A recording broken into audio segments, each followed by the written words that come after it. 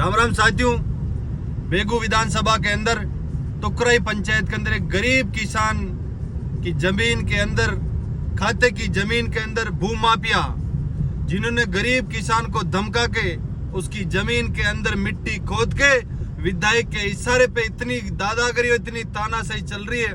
उस गरीब किसान की जमीन की मिट्टी खोद के उन लोगों ने बेच दी है। वो गरीब किसान थाने में जाता है, साथ ही उसकी कोई कार्रवाई नहीं करता है। वो एसडीएम को 3 ज्ञापन देने के बाद भी उसकी कोई कार्रवाई नहीं हुई।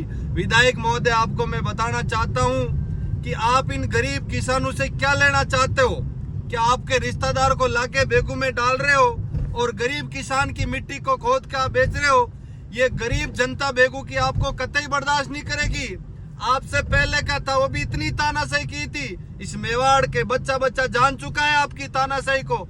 आपका फर्ज बनता है कि गरीब किसान की सेवा कैसे करूं, लेकिन नहीं, आपका काम है सिर्फ पैसा लूट के कैसे जाऊं। अब आने का आपका सपना नहीं है यहाँ, वो भी मेरे को पता है। आप ये सपना मत देखना कि अब उसका नाम लेके अपन आ जाएंगे। बेगू के 36 कौम के लोग जान गए वो गरीब वैष्णु समाज के किसान है, इसलिए आप डरा के धमका के आपके दलाल से मिट्टी खोद के बेच दिया। ये हम कट्टे बर्दाश्त नहीं करेंगे। आप ये मत सोच लेना कि नरेश फौजी को जेल में डालने से नरेश फौजी आवाज नहीं उठाएगा। इस मेवाड़ के 36 कौम के लोगों को संकट आएगा, ये नरेश फौजी आवाज उठाएगा। साथियों, आप इन तानाशाही से घबराना नहीं है।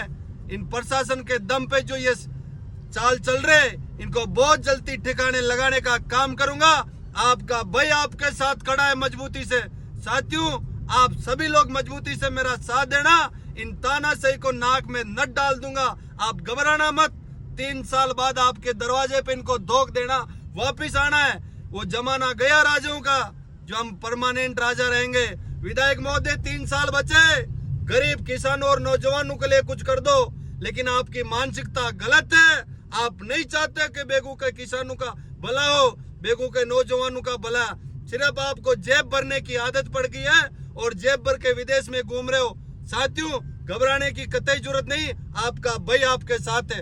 राम राम साहब।